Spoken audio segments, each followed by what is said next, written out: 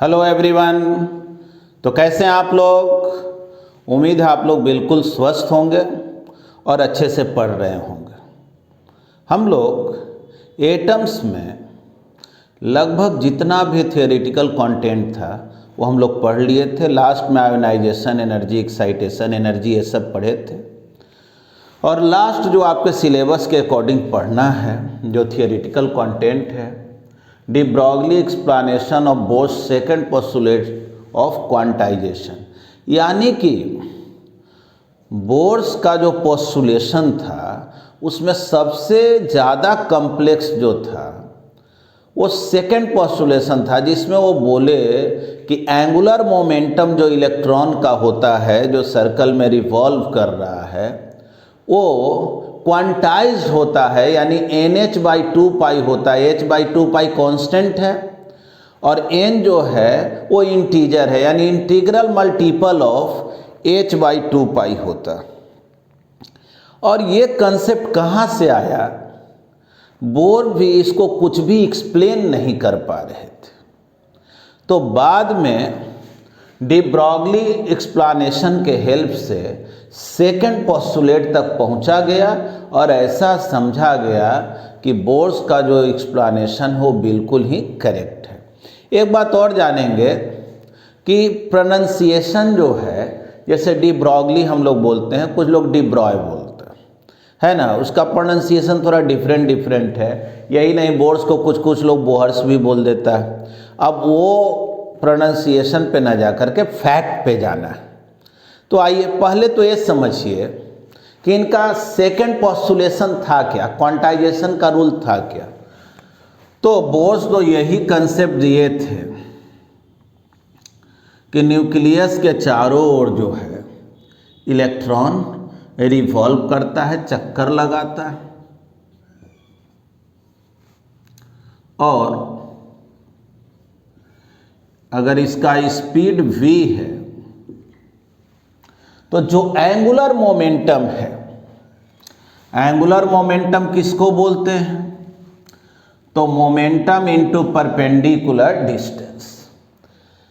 उसमें हम लोग ये भी सीखे थे कुछ स्टेशनरी ऑर्बिट के बारे में, जैसे फर्स्ट ऑर्बिट है तो फिर सेकंड ऑर्बिट है, थर्ड ऑर्बिट है। इसी तरह से अगर nth ऑर्बिट, तो अगर nth ऑर्बिट का बात करेंगे, मान लो ये nth ऑर्बिट में इलेक्ट्रॉन है, तब हम लोग रेडियस को Rn बोल देते हैं, स्पीड को Vn बोल देते हैं। तो एंगुलर मोमेंटम हो गया मोमेंटम इनटू परपेंडिकुलर डिस्टेंस, और ये इक्वल होता है NH/2π। H/2π तो कांस्टेंट है, n का मतलब होता है 1 2 3 4, यही ना। एंगुलर मोमेंटम NH/2π होगा, यानी ये क्वांटाइज्ड हमेशा होगा, सम कांस्टेंट टर्म के इंटीग्रल मल्टीपल में होगा, उसी को हम लोग क्वांटाइज्ड बोलते हैं। लेकिन इसको प्रूफ कैसे करें?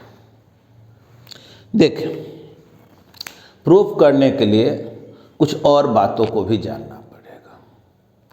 देखिए, आइंस्टाइन फर्स्ट टाइम ये एक्सप्लेन किए ड्यूअल नेचर ऑफ मैटर में, फोटो इलेक्ट्रिक इफेक्ट में, कि जिस लाइट को आप वेव समझते हैं वो लाइट भी पार्टिकल से मिलकर बना हुआ, और उस पार्टिकल को फोटोन कहा गया। यानी वेव भी जब पार्टिकल नेचर को कंटेन करता है तो डी ब्रॉगली उसी से कंक्लूजन निकाले, तब पार्टिकल भी वेव नेचर को कंटेन करता होगा, और तब वो मैटर वेव का कंसेप्ट दिए, जो हम लोग ऑलरेडी मैटर वेव में पढ़े हुए हैं, डी ब्रॉगली वेवलेंथ करके। डी ब्रॉगली वेवलेंथ क्या पढ़े थे? कि कोई भी मटेरियल पार्टिकल स्मॉलर साइज का जब मोशन में आता है तो वो भी वेव नेचर शो करता है, और उसका जो वेवलेंथ होता है उस मैटर वेव का H/p, p का मतलब होता है मोमेंटम, यानी उस पार्टिकल का मास, उस पार्टिकल का स्पीड। ये वेवलेंथ का कंसेप्ट दिए थे डी ब्रॉगली, जिसको डेविसन जर्मर एक्सपेरिमेंट से वेरीफाई किया गया था। इनका दिया गया कंसेप्ट सही है, ठीक है। लेकिन हमको तो प्रूफ ये करना है, ये तो डी ब्रॉगली का वेवलेंथ है, मैटर वेव का वेवलेंथ है, उनका स्टेटमेंट, ठीक। अब देखिए, जब वेव जो है पार्टिकल से बना हुआ है, यानी वेव पार्टिकल नेचर को शो कर रहा है, तो पार्टिकल भी वेव नेचर को शो करेगा। याद करें, ऐसे समझेंगे कि एक स्ट्रिंग, ये स्ट्रिंग जो है ना दोनों एंड पर फिक्स्ड, मान लो इस स्ट्रिंग का लेंथ है L, है ना। गिटार वगैरह जैसे बजाए होंगे, प्लग किए तो इसमें स्टेशनरी वेव प्रोड्यूस होता है, या ऐसे भी स्टेशनरी वेव, उसी को स्टैंडिंग वेव भी बोलते हैं। तो कोई स्टैंडिंग वेव में क्या सीखे थे कि कोई वेव गया किसी दीवार से टकरा के लौटा, दोनों वेव जब इंटरफेरेंस करता है तो एज ए रिजल्ट जो वेव प्रोड्यूस होता है उसको हम लोग स्टैंडिंग वेव बोलते हैं। तो ठीक है, मान लो इस स्ट्रिंग में वेव प्रोड्यूस की, एक वेव जो है इधर से लौट करके आया, और तब जो है कंबाइंड वेव में जब रिजल्टेंट वेव, मतलब कि इंसिडेंट वेव और रिफ्लेक्टेड वेव मिल करके जो वेव प्रोड्यूस किया, उसको बोला जाता है स्टैंडिंग वेव। और अगर नहीं जानते हैं तो ये जाने कि इसमें स्टैंडिंग वेव बहुत तरह का प्रोड्यूस हो सकता है। जैसे अगर मिडिल में प्लग कर दें तो ऐसा देखें, अगर जो है इससे ज़्यादा जो है फ्रीक्वेंसी का, यानी कम वेवलेंथ का, तो आप ऐसा देखेंगे। मतलब इसमें बहुत तरह का स्टैंडिंग वेव बनता है। स्ट्रिंग जब दोनों एंड पर फिक्स्ड हो तो इस तरह का आप देखेंगे वाइब्रेट कराने पर कि single loop, double loop, triple loop और भी सारे लूप्स, नंबर ऑफ, जैसे इसको हम लूप बोल दे रहे हैं, एक लूप, ठीक है। तो ये जो एंड है यहाँ पर, इसको नोड बोला जाता है, इसको नोड, इसको बोलते हैं एंटी नोड। जहाँ लार्ज एम्पलीट्यूड में सबसे ज़्यादा एम्पलीट्यूड में ऑसिलेट करता है उसको एंटी नोड बोला जाता है। और इसमें एक कंडीशन होता है, इसमें जो स्टेशनरी वेव स्ट्रिंग में बनता है उसका वेवलेंथ, रूल है कि जैसे देखो, ऐसे सोचो, वेव गया लौट करके आया, तो L plus L 2L divided by N होता है। यानी कि जो वेवलेंथ होगा ये सब स्ट्रिंग में, स्टैंडिंग वेव जो इसमें प्रोड्यूस होगा उसका जो वेवलेंथ होगा वो 2L बाई N होगा। और N का मतलब 1 2 3 इस तरह से, मतलब कि देखो जी, इस केस में n के जगह 1 रखे तो 2L हो गया लैम्डा, इस केस में n के जगह 2 रखे तो वेवलेंथ हो गया L, इस केस में जो है n के जगह 3 रखेंगे तो लैम्डा हो गया 2L बाई 3।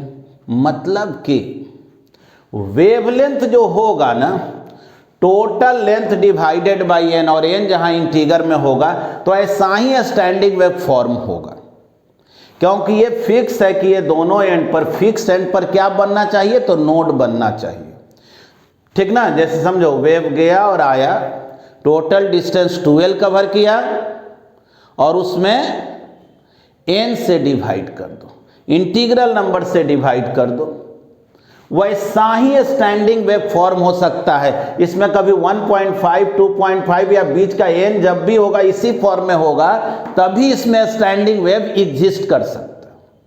बाकी किसी तरह का स्टैंडिंग वेव एग्जिस्ट करने वाला नहीं है, ये रूल है। नहीं मालूम है तो इसको अभी फिलहाल जो है पढ़ना तो है स्ट्रिंग के वेव में, लेकिन अगर वो नहीं मालूम है तो समझे कि ऐसा होता। हमको तो एक्सप्लेनेशन करना है बोर्स मॉडल को, है ना, हमको क्वांटाइजेशन रूल एक्सप्लेन करना है, तो ठीक। अब डी ब्रॉगली जो स्टेटमेंट दिए उसमें वो बोले कि जब इलेक्ट्रॉन सर्कल में मूव कर रहा है तो जाहिर है वो भी मैटर वेव प्रोड्यूस करेगा, क्योंकि वेव नेचर को भी वो कंटेन करता है, पार्टिकल नेचर को भी कंटेन करता है। तो उसमें जो है स्टैंडिंग वेव एग्जिस्ट कर सकता है, ठीक ना। अब देखेंगे, ये तो केवल एक समझाने के लिए किए थे, आगे अब हम लोग मेन बात को सीखेंगे।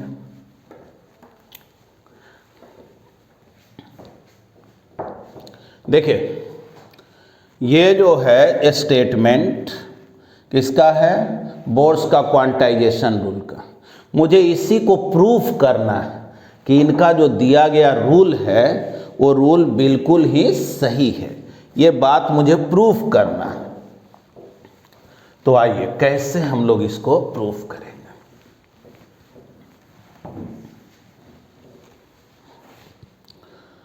तो बोलेंगे क्या कि इलेक्ट्रॉन जब सर्कल में मूव करता है तो ये भी वेव नेचर को शो करता है,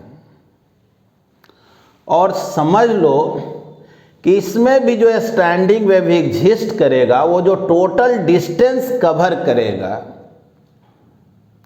उसमें n से डिवाइड कर दो, वैसा ही वेवलेंथ केवल इसमें एग्जिस्ट करने वाला है।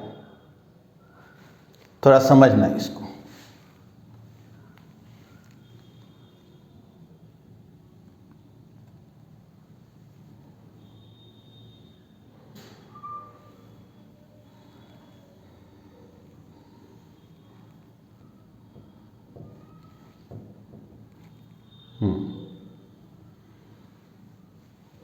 मतलब कि इसमें जो स्टैंडिंग वेव एग्जिस्ट करेगा,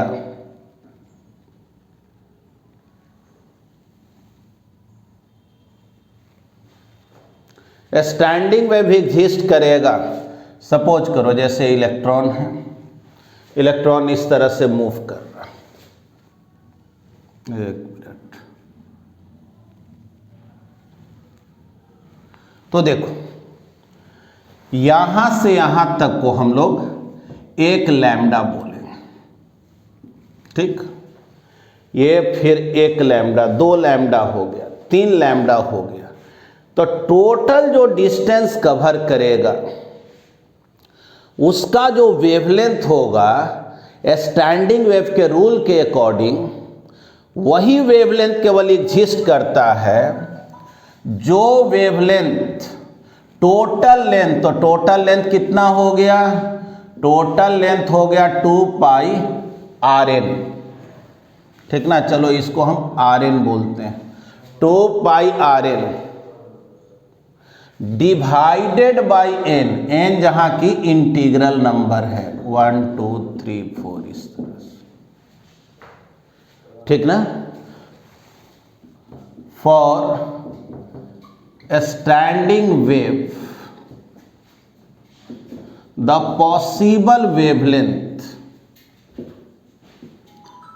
ठीक ना, पॉसिबल वेवलेंथ जो है वो यही है। n के जगह 1 रखो, 2 रखो, 3 रखो, 4 रखो, वही वेवलेंथ केवल पॉसिबल है, और कोई वेवलेंथ पॉसिबल इसमें नहीं है। यानी कि इसमें जो स्टैंडिंग वेव एग्जिस्ट करेगा उसका वेवलेंथ या तो 2 पाई r होगा, या 2 पाई r/2 होगा, 2 पाई r/3 होगा, 2 पाई r/4 होगा। वैसा ही वेवलेंथ केवल एग्जिस्ट कर सकता है, ठीक। चलो इसको इक्वेशन फर्स्ट बोले। अब याद करो, मैटर वेव में, फॉर मैटर वेव पढ़े थे ना कि जो डी ब्रॉगली वेवलेंथ होता है, ठीक ना, डी ब्रॉगली वेवलेंथ जो होता है वो कितना होता है, याद करो, lambda is equal to h/mv। यहाँ Vn लिख दे रहे, स्पीड को Vn से डिनोट किया, ठीक ना। तो जो वेवलेंथ होता है h/mv, ये हम लोग पढ़े हुए हैं, डी ब्रॉगली वेवलेंथ। तो ऐसा करते हैं ना, इसका वैल्यू इक्वेशन फर्स्ट में रखते हैं। तो फ्रॉम इक्वेशन फर्स्ट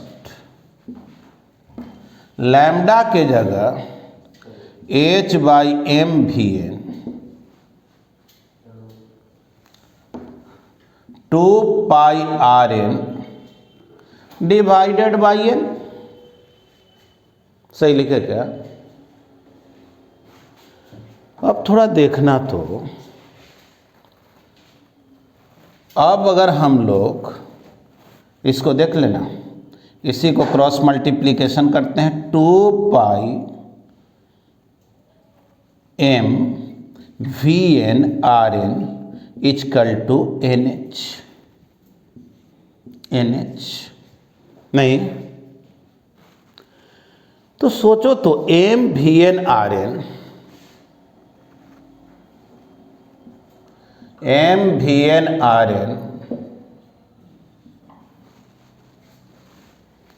हो गया NH बाई 2π।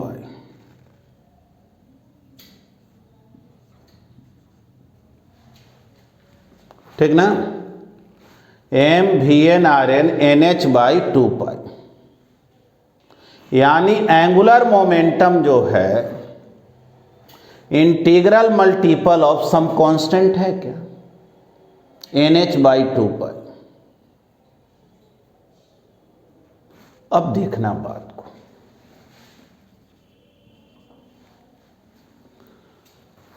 समझना, यही ना बोर्ड्स का क्वांटाइजेशन रूल था। बोर्ड्स क्वांटाइजेशन रूल क्या था कि angular momentum into perpendicular distance integral multiple h by 2π, यानी प्रूव्ड हो गया। ठीक ना? देखो कितना सिंपल है, फिर से एक बार एक्सप्लेन कर दे रहे। डी ब्रॉगली जो है ये अजूम करके चले थे जब मैटर वेव का कंसेप्ट दिए थे कि वेव जब पार्टिकल नेचर को शो करता है तो पार्टिकल भी वेव नेचर को शो करेगा, यानी इलेक्ट्रॉन अगर सर्कल में मूव कर रहा है तो ये भी वेव नेचर को शो करेगा। और जो इसमें स्टैंडिंग वेव इस सर्कल में बनेगा वो स्टैंडिंग वेव का कुछ सर्टेन वेवलेंथ होगा।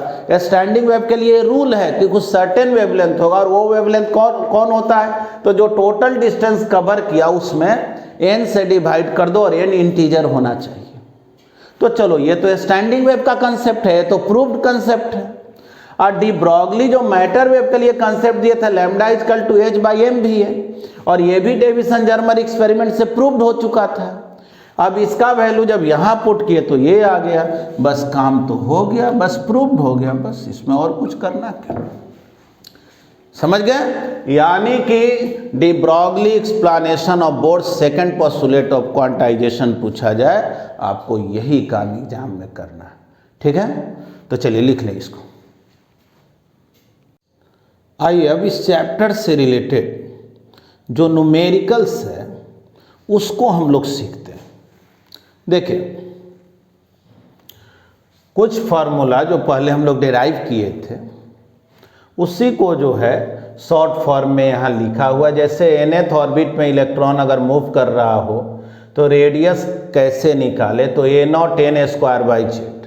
a0 का वैल्यू, इसको बोर्ड्स रेडियस बोलते हैं, 0.053 एंगस्ट्रम या 0.053 नैनोमीटर भी बोलते हैं। देखो n क्या है, किस ऑर्बिट में, ऑर्डर ऑफ ऑर्बिट है, और जेड क्या होगा, एटॉमिक नंबर। वैसे ही स्पीड निकालने के लिए फॉर्मूला हम लोग सब दे रहे हैं, एनर्जी के लिए फॉर्मूला, जो इलेक्ट्रॉन का ट्रांजिशन होता है हायर से लोअर एनर्जी स्टेट में, तो जो वेवलेंथ जो है, जिस वेवलेंथ का फोटोन जनरेट होता है उसका वेवलेंथ कैसे निकालेंगे या फ्रीक्वेंसी कैसे निकालें। देखो ये फॉर्मूला तो याद होगा, 1 बाई लैम्डा ई Rydberg constant Z square 1 by n square minus 1 by m square. अगर c से बोथ साइड मल्टीप्लाई कर दें तो c बाई लैम्डा को ही फ्रीक्वेंसी बोलते हैं। चलिए फ्रीक्वेंसी का भी फॉर्मूला मालूम है ना। जहाँ तक सवाल है, सिखाए थे आयोनाइजेशन एनर्जी, तो आयोनाइजेशन एनर्जी के लिए अलग से कुछ नहीं करना, यही फॉर्मूला याद रखना है, बस माइनस के जगह प्लस कर लेना है। तो चलो अब इससे रिलेटेड हम लोग कुछ न्यूमेरिकल बनाते हैं। जैसे मान लीजिए कहा गया find the radius of lithium plus plus in second excited state। Electron जो है ना वो सेकेंड एक्साइटेड स्टेट में है। तो फर्स्ट एक्साइटेड स्टेट का मतलब होता है second orbit, second excited state का मतलब होता है थर्ड ऑर्बिट। यानी एक बात तो पता चल गया कि n के जगह 3 रखना, और लिथियम है तो एटॉमिक नंबर भी 3 हो गया। क्या निकालना है? तो रेडियस निकालना है ना, रेडियस निकालना।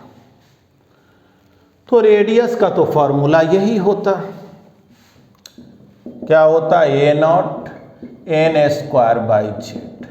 ए नॉट कितना? 0.053 नैनोमीटर में बोलेंगे तो एन हो गया 3, तो 3 का स्क्वायर और जेड 3 इतना नैनोमीटर, यानी 0.053 इंटू 3 नैनोमीटर। अब मल्टीप्लाई कर लो, है कि नहीं? कितना हो गया? 9, 5 3 जा 15, है ना, 1, यानी कि 0.159 नैनोमीटर। ठीक है ना? एकदम बिल्कुल सिंपल है, फॉर्मूला पुटिंग क्वेश्चन है, ज़्यादातर क्वेश्चन फॉर्मूला पुटिंग रहता है। चलिए पहले इसको आप लिखें। देखिए जैसे क्वेश्चन में कह दिया find the binding energy of hydrogen atom in the state n = 4। Binding energy पूछे, आयोनाइजेशन एनर्जी पूछे,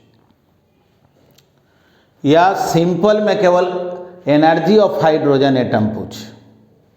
एनर्जी ऑफ हाइड्रोजन एटम पूछता अगर n = 4 में, तब तो हम लोग ये फॉर्मूला एग्जैक्टली यूज करते हैं। बाइंडिंग एनर्जी या आयोनाइजेशन एनर्जी पूछे तो बस माइनस के जगह प्लस। तो बाइंडिंग एनर्जी पूछ रहा है तो E not Z² by N²। E not तो आप जानते हैं 13.6 इलेक्ट्रॉन वोल्ट। Z जो है वो एटॉमिक नंबर है तो 1² और N कितना है? तो 4। इसको सॉल्व करेंगे तो 0.85 इलेक्ट्रॉन, है ना? बस सिंपल तो है। चलिए नोट करें। अब देखिए ये क्वेश्चन है, a particular hydrogen like atom, मतलब हाइड्रोजन एटम नहीं, हाइड्रोजन जैसा एटम, यानी एटॉमिक नंबर मुझे मालूम नहीं, emits radiation of frequency 2.467 into 10 to the power 15 hertz when it makes transition from n = 2 to n = 1। कह रहा है कि जब सेकेंड ऑर्बिट से फर्स्ट ऑर्बिट में इलेक्ट्रॉन का ट्रांजिशन हो रहा है तो जो फोटोन उससे निकल रहा है उसका फ्रीक्वेंसी दिया हुआ। तो देखो फ्रीक्वेंसी का तो हम लोग यही फॉर्मूला पढ़े थे। अगर ये फॉर्मूला लगाएं RC Z² 1/n² 1/m², तो न्यू कितना दिया हुआ है? 2.467 10 to the power 15 RCZ²।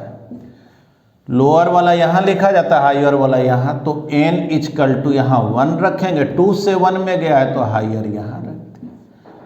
ठीक, बस 2.467 10 to the power 15 RCZ² 1 - 1/4 3/4 हो गया। देखो R और C तो मालूम रहता है, राइडबर्ग कांस्टेंट है, और C3 × 10 to the, तो बतलाओ तो यहाँ से चाहे तो एटॉमिक नंबर भी निकल जाएगा कि नहीं? क्वेश्चन में ये भी पूछ सकता था। अब चलो क्वेश्चन में कह रहा what will be the frequency of radiation for the transition as equal to 3 to n = 3 से 1 में जाता तब क्या होता? तो 3 से 1 में जाता तो RCZ² यहाँ 1 यहाँ 3, है ना? तो RCZ² देखो तो ये कितना हो गया? 1 - 1/9 यानी 8/9। बस निकालना किसका वैल्यू है? इस न्यूडेस का ना। तो RCZ² का वैल्यू जो आया यहाँ पुट कर दो, चाहे दोनों इक्वेशन को डिवाइड कर दो, काम हो जाएगा। देखो equation second divided by first, second में न्यू डैश ऊपर और नीचे क्या हो गया 2.467 10⁻15 और RCZ² तो कैंसिल ही हो गया 8/9 डिवाइडेड बाई 3/4। अब बतलाओ तो यहाँ से न्यू डैश निकालना हो 8 × 4 32 डिवाइडेड बाई 27 2.467 10⁻15 हर्ट्ज। बस बन गया। अब इसी को सॉल्व कर लो, है कि नहीं आंसर। चलिए नोट करें इसको। हाँ जी, देखिए इस क्वेश्चन को। Calculate the 2 longest wavelength of the radiation when hydrogen makes a transition from higher energy state to n = 2। दो लॉन्गेस्ट जो है ना वेवलेंथ को बताना है। थोड़ा याद करो तो सिखाए थे, जैसे n = 1 हो गया, n = 2, n = 3, n = 4 पढ़े थे ना। तो जितना ही छोटा ट्रांजिशन होता है उतना ही वेवलेंथ ज़्यादा होता है। तो सबसे छोटा ट्रांजिशन क्या हो गया 3 से 2 में, क्योंकि क्वेश्चन में कह रहा है कि 2 में ही आना है। उससे अगर जस्ट बड़ा देखें तो 4 से 2 में, मतलब सबसे छोटा ये, उसके बाद वाला छोटा ये, इसके बाद कहते तो 5 से 2 में। तो दो लॉन्गेस्ट वेवलेंथ पूछ रहा है, तो सबसे ज़्यादा जो लॉन्गेस्ट होगा इस केस में वो 3 से 2। तो बोलेंगे क्या, फॉर लॉन्गेस्ट वेवलेंथ ट्रांजिशन होना चाहिए 3 to 2, यानी m के जगह 3 और n के जगह 2। हायर वाला को m बोल देते हैं, लोअर वाला को n बोल। और देखो यही लैम्डा निकालना है तो 1/λ RZ² फॉर्मूला होता है 1/n² 1/m²। तो 1/λ R हाइड्रोजन एटम है ना, तो Z1 हो गया। यहाँ 2 लिख दिए और यहाँ 3 लिख दिए, बस जो आया ये लॉन्गेस्ट हो गया। इससे ज़्यादा जो है लॉन्गेस्ट वेवलेंथ इस केस में पॉसिबल नहीं, ठीक ना। इसी को ना हम बाल्मर सेज बोलते थे। अब देखो फॉर सेकेंड लॉन्गेस्ट, इसके बाद वाला लॉन्गेस्ट क्या होगा, सेकेंड लॉन्गेस्ट वेवलेंथ, उसमें हम लोगों को कहाँ से कहाँ आना है, तो 4 से 2 में, यानी m के जगह 4 और n के जगह 2। तो फिर यही फॉर्मूला लगाएंगे RZ², तो z के जगह 1, यहाँ हो गया 2², यहाँ हो गया 4²। बस जो लैम्डा आएगा वो आंसर हो। अगर थर्ड लॉन्गेस्ट पूछता तो 5 से आते 2 में, यही ना। तो चलिए इसको भी नोट कर लिया जाए। हाँ, एक क्वेश्चन है, हाउ मैनी डिफरेंट वेवलेंथ या spectral lines may be observed in the spectrum from a hydrogen sample if the atoms are excited to a state with the principal quantum number n। मतलब मान लो nth state में electron चला गया excited state में, और वहाँ से वो ट्रांजिशन करेगा जब लोअर एनर्जी स्टेट में, तो अलग अलग तरह का वेवलेंथ निकलेगा, उसी को स्पेक्ट्रल लाइन बोलते हैं। तो कह रहा है कि अगर nth स्टेट से ग्राउंड स्टेट तक आता है तो कितने तरह का स्पेक्ट्रल लाइन पॉसिबल है, कितने तरह का वेवलेंथ पॉसिबल है, ठीक ना। जैसे समझो ये n = 1, n = 2, 3, ठीक ना, ये n देख लो कितने तरह का स्पेक्ट्रल लाइन पॉसिबल है। जैसे अगर 2 से 1 में आने का कितना मेथड है, एक मेथड। 2 से अगर 1 में आना हो तो एक मेथड। 3 से 2 में 3 से 1 में अगर मान लो हायर एनर्जी स्टेट 3 हो और लोअर तो लोवेस्ट तो n = 1 होता ही, तो कितने तरह का ट्रांजिशन हो सकता है। तब क्या हो सकता है, 3 से 2 में आए, या 3 से डायरेक्ट जो है किस में आए, 1 में आए। मतलब कि अगर 2 से ट्रांजिशन होना है तो कितने तरह का होगा, एक तरह का। 3 से ट्रांजिशन होना है तो कितने तरह का, 2 तरह का। 3 से 2 में आए, चाहे 3 से डायरेक्ट 1 में आए। अब देखो, अगर n = 4 से देखें तो 4 से कितने तरह का ट्रांजिशन हो, तब 4 से 3 में जाए, चाहे 4 से 2 में जाए, चाहे 4 से 1 में जाए। यानी कि देखो n = 1 है तो इसमें तो ट्रांजिशन पॉसिबल ही नहीं है, लोएस्ट एनर्जी, इससे नीचे कोई एनर्जी स्टेट नहीं ना, तो इसके लिए हो गया 0 मेथड। ये तो कोई तरह का वेवलेंथ प्रोड्यूस नहीं कर सकता है। 2 से 1 में आए तो एक तरह का वेवलेंथ, एक ही तरह का ना ट्रांजिशन संभव है। 3 से जब ट्रांजिशन होगा तो कितने तरह का, 2 तरह का, समझना। 4 से ट्रांजिशन कितने तरह का, तो 3 तरह का। फिर से सीखो, लोएस्ट कौन है, n = 1, इससे नीचे तो कोई ट्रांजिशन होना नहीं, मतलब ये कोई तरह का वेवलेंथ प्रोड्यूस करने वाला नहीं। जब हम बात करें 2 का तो 2 से एक तरह का, क्योंकि 2 से 1 में आ सकता और तो कुछ होना नहीं है, उससे तो लोएस्ट कुछ होना नहीं है, तो बस एक तरह का। 3 से अगर ट्रांजिशन हो रहा हो तो 2 तरह का होगा, 3 से 2 में आ जाए, चाहे 3 से 1 में आ जाए। 4 से 3 तरह का। इसी तरह से n = 5 रहेगा तो उससे देखेंगे तो 4 तरह का ट्रांजिशन होगा।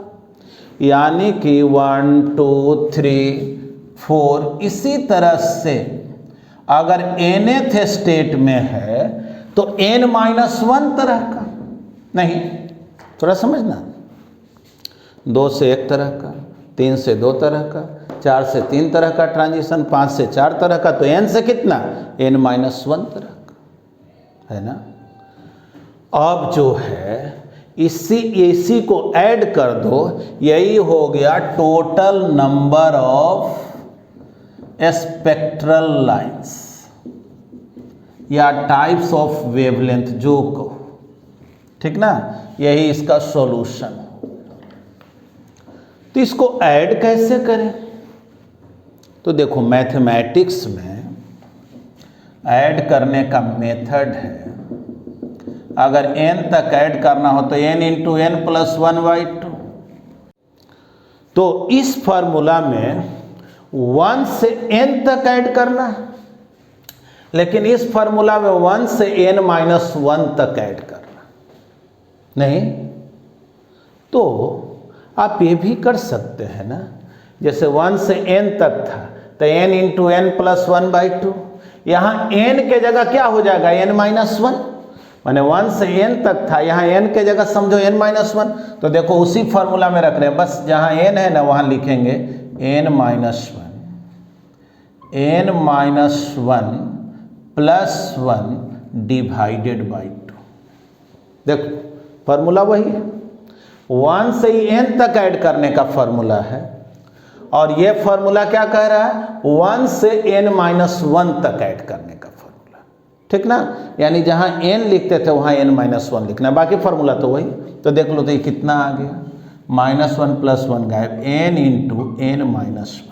यानी समझ लो कि जब भी इलेक्ट्रॉन का ट्रांजिशन होगा, जैसे मान लो 4th से ट्रांजिशन हो रहा है तो कितने तरह का ट्रांजिशन होगा, तो n के जगह 4 रखो, 4 × 4-1/2, तो कितना हो गया, 6 आया क्या। 6 तरह का ट्रांजिशन होगा, तो देखो कैसे 4 से 1 में आएगा, कितने तरह का ट्रांजिशन हो सकता है। अगर डायरेक्ट 4 से बोलें तो 4 से 3, 4 से 2, 4 से 1, ये 3 तरह का डायरेक्ट ट्रांजिशन करेगा। अब चलो 3 से 1 तक आने का, 1 2 2 3 2 5 हो गया। फिर 2 से 1 आने का, 1 6 ट्रांजिशन हो सकता है कि नहीं। यानी अगर 4 से 1 में आ रहा है तो 6 तरह का वेवलेंथ प्रोड्यूस हो सकता है। डायरेक्ट अगर ट्रांजिशन देखेंगे तो 4 से 3 ही तरह का होगा डायरेक्ट, लेकिन 3 से डायरेक्ट 2 तरह का, और 2 से 1।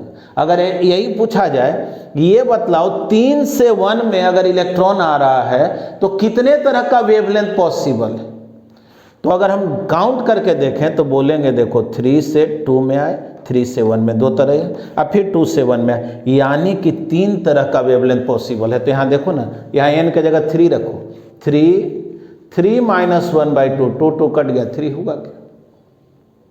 समझ पा रहे हैं ना? यानी number of spectral line count करना हो कि कितने तरह का पॉसिबल है, तो n इज, मान लो कहा गया n इजकल टू 4 से अगर ट्रांजिशन हो रहा है लोअर एनर्जी स्टेट में तो कितने तरह का वेवलेंथ पॉसिबल है, तो बोलेंगे देखो 4 से डायरेक्ट तो 3 तरह का पॉसिबल है, लेकिन जो इलेक्ट्रॉन 4 से 3 में आया वो 2 मेथड से ट्रांजिशन कर सकता है, फिर जो 2 में आया वो एक मेथड से ट्रांजिशन कर, तो इस सारा स्पेक्ट्रल लाइन पॉसिबल है कि नहीं 4 से 1 आने में।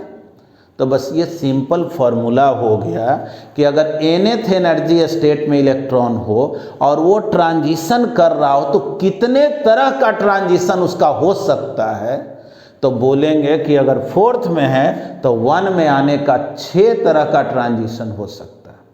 ठीक ना? एक तो हुआ कि डायरेक्ट 3, नहीं हुआ तो जो अगर 3 में आया वो 2 मेथड से और ट्रांजिशन कर सकता है, जो 2 में आया वो 1 मेथड से और, तो टोटल को सम करना होता है।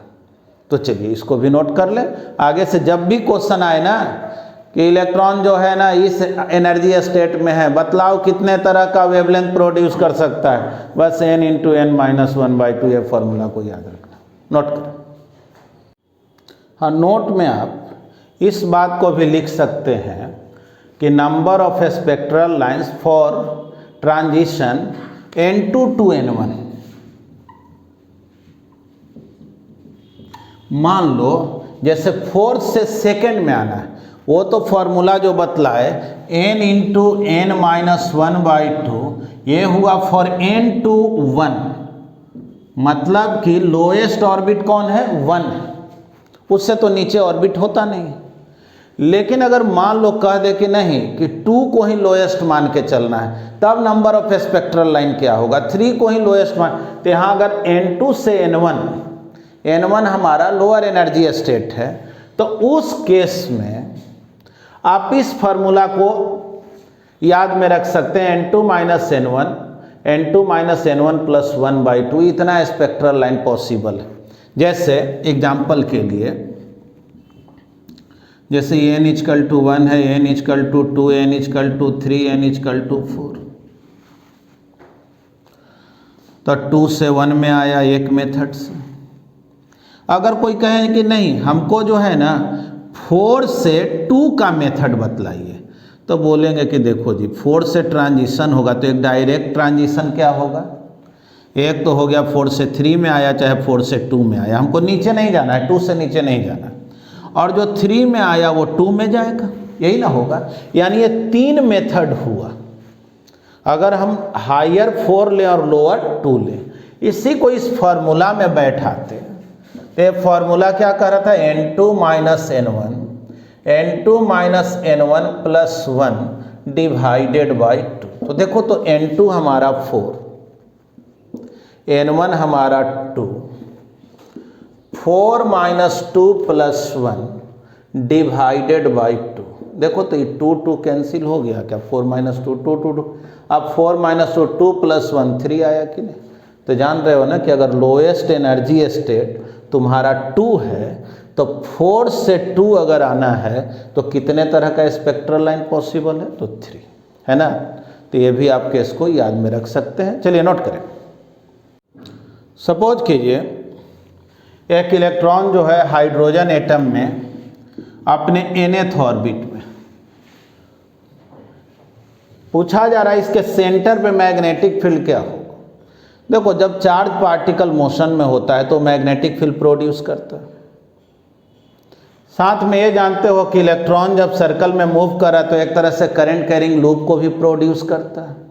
अगर कोई पूछे रेडियस क्या होगा, तो रेडियस का फॉर्मूला याद करो, अभी हम लोग पढ़े थे a0 n²/z, जहाँ z हो जाएगा 1 हाइड्रोजन एटम है।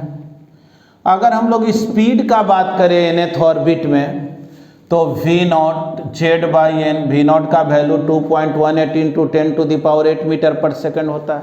A नॉट का मतलब 0.053 नैनोमीटर या 0.53 एंगस्ट्रम होता है। n तो nth ऑर्बिट है, n के टर्म में तो आंसर बोलना ही है। पूछा जा रहा मैग्नेटिक फील्ड क्या होगा, तो देखो दो मेथड है। एक तो करंट निकालो, सर्कुलर लूप बना रहा है तो करंट कैसे, तो rate of flow of charge, तो इलेक्ट्रॉन चक्कर लगा रहा, चार्ज इतना, टाइम लगा 2πr डिवाइडेड बाई v, तो करंट हो गया E into v divided by 2πr। सोचो V भी मालूम, R भी मालूम, V मालूम है ना और R मालूम है, करंट निकल गया, ठीक ना। E/2π, V के जगह क्या लिख दें, V नॉट Z/n, R के जगह A नॉट n²/z, ठीक ना। यानी करंट हो गया EV not Z² 2πA not NQ। चलिए करंट निकल गया, करंट निकल गया तो मैग्नेटिक फील्ड क्या होगा,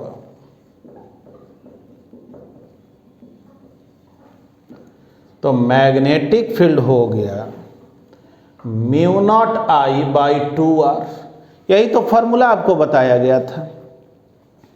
चलिए μ0I/2r, I आपको मालूम है ही, नहीं हो तो ये भी कर सकते हैं, I का वैल्यू पूरा सॉल्व मत कीजिए, I का वैल्यू यही रख लीजिए, μ0/2, I के जगह क्या लिख लें, EV डिवाइडेड बाई 2πr, और सोच लो एक R नीचे भी है ना तो R² हो गया, नहीं देख लो E/2π, EV/2π, और नीचे जो है R आएगा और एक R इसमें भी है, बस I का वैल्यू पुट कर दिया। यानी मैग्नेटिक फील्ड कितना हो गया, μ0EV डिवाइडेड बाई 4πr²। अब V का वैल्यू और R का जो वैल्यू है वो पुट कर दो, आंसर हो जाएगा क्या, है ना। ये एक काम नहीं भी कर सकते हैं, अपना समझ, इतना तो आप समझ रहे हैं ना, मैंने अब करेंगे भी तो गलत नहीं है, ठीक है, ठीक है। मैग्नेटिक फील्ड निकल गया। अब चलिए जब मैग्नेटिक फील्ड इस मेथड से निकल गया तो आपको एक और मेथड बता दे रहा। बायोट सावर्ट लॉ में ही कोई चार्ज पार्टिकल जब मोशन में होता है ना तो मैग्नेटिक फील्ड जो देता है μ0/4π Q_V×R अपॉन RQ, ये फॉर्मूला होता है। तो मैग्नेटिक फील्ड हो गया μ0/4π, Q के जगह ये V×R, देखो V इधर और R इधर, बीच का एंगल 90, तो VR sin 90 divided by RQ, देखो तो कितना आ गया, μ0/4π EV/R²। देखो वही रिजल्ट आया क्या, सेम रिजल्ट आया, तो और आसान। और जहाँ तक सवाल है V का R का, तो मुझे वैल्यू मालूम है, हम अपना वैल्यू रख देंगे। तो देखिए इस चैप्टर में इसी टाइप का प्रॉब्लम मिलता है। अब जो भी एग्जाम्पल है, ठीक ना, अनसॉल्व क्वेश्चन है, एक्सरसाइज है या क्वेश्चन बैंक है, उसको बनाएंगे। आगे हम लोग पढ़ेंगे न्यूक्लियस टॉपिक को, न्यूक्लियाई को पढ़ेंगे, और वही हम लोगों का लास्ट कंटेंट होगा, ठीक है ना। थैंक यू, धन्यवाद।